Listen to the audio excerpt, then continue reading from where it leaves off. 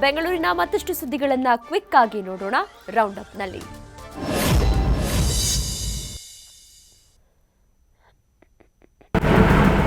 ಬಿಟ್ಟು ಬಿಟ್ಟು ಬರ್ತಿರೋ ಮಳೆಯಿಂದಾಗಿ ಬೆಂಗಳೂರು ಕೂಲ್ ವಾತಾವರಣದತ್ತ ತಿರುಗಿದೆ. ಇವತ್ತು ಬೆಳಗ್ಗೆಯಿಂದಲೇ ನಗರದಲ್ಲಿ ಮೋಡ ಕವಿದ ವಾತಾವರಣ ಇದ್ದು ಹಲವೆಡೆ ಭಾರಿ ಮಳೆಯಾಗಿದೆ. ಮತ್ತೊಂದು ಕಡೆ ಸವಾರರು ಕಿರಿಕಿರಿ ಅನುಭವಿಸುವಂತಾಗಿದೆ. ಅಲ್ಲದೆ 2 ದಿನ ಮಳೆಯಾಗಲಿದೆ ಅಂತ ಹವಾಮಾನ ಇಲಾಖೆ ತಿಳಿಸಿದೆ.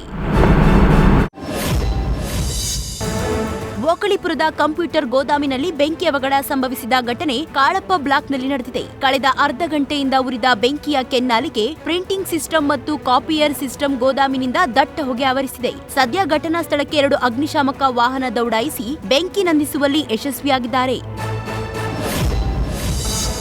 ಸರ್ಕಾರಿ ಶಾಲೆ ಅವ್ಯವಸ್ಥೆಯ ಆಗರ ಆಗಿದೆ ಅಂತ ರುಪ್ಸಾ ಕರ್ನಾಟಕ ಅಧ್ಯಕ್ಷ ಹಾಲನೂರು ಲೇಪಾಕ್ಷಿ ಗಂಭೀರ ಆರೋಪ ಮಾಡಿದ್ದಾರೆ. ಸುದ್ದಿಗೋಷ್ಠಿ ನಡೆಸಿ ಮಾತನಾಡಿದ ಅವರು, ರಾಜ್ಯದ ಹಲವು ಸರ್ಕಾರಿ ಶಾಲೆಗಳಲ್ಲಿ ಮಕ್ಕಳು ಅಡ್ಮಿಷನ್ ಮಾಡಿಸಿಕೊಂಡು ಟ್ರೈನಿಂಗ್ ಸೆಂಟರ್ನಲ್ಲಿ ಕೋಚಿಂಗ್ ಪಡೆಯುವ ಕೆಲಸ ಮಾಡ್ತಿದ್ದಾರೆ. ಸರ್ಕಾರದ ಸಕಲ ಸವಲತ್ತು ಪಡೆದುಕೊಂಡು ಕೆಲವು ಶಿಕ್ಷಕರು ಆರಾಮಾಗಿ ನಿದ್ದೆ ಮಾಡ್ತಾ ಶಾಲೆಯಲ್ಲಿ ಕೂತಿರ್ತಾರೆ. ಈ ಬಗ್ಗೆ ಕ್ರಮ ಕೈಗೊಳ್ಳದೇ ಇದ್ರೆ ದೊಡ್ಡ ಪ್ರತಿಭಟನೆ ಮಾಡುವುದಾಗಿ ಶಿಕ್ಷಣ ಸಚಿವರಿಗೆ ವಾರ್ನಿಂಗ್ ಕೊಟ್ಟಿದ್ದಾರೆ.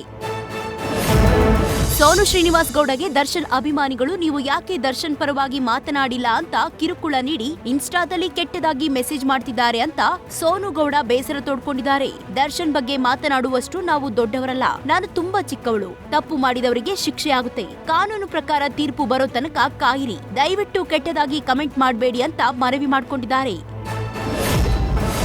ದರ್ಶನ್ ಅಣ್ಣ ತಮ್ಮ ದುಸ್ವಪ್ನದಲ್ಲೂ ಯಾರಿಗೂ ತೊಂದರೆ ಕೊಡುವವರಲ್ಲ ಎಂದು ತೆಲುಗು ನಟ ನಾಗಶೌರ್ಯ ಹೇಳಿದ್ರು. ದರ್ಶನ್ ಚೆನ್ನಾಗಿ ಬಲ್ಲವರಿಗೆ ಅವರ ಉದಾರತೆ, ಸಹೃದಯ ಸ್ವಭಾವ, ಸಹಾಯ ಮಾಡೋ ಗುಣ ತಿಳಿದಿದೆ. ಅವರು ಕಷ್ಟದಲ್ಲಿರುವವರಿಗೆ ಸಹಾಯ ಮಾಡಲು ಮುಂದಾಗ್ತಾರೆ.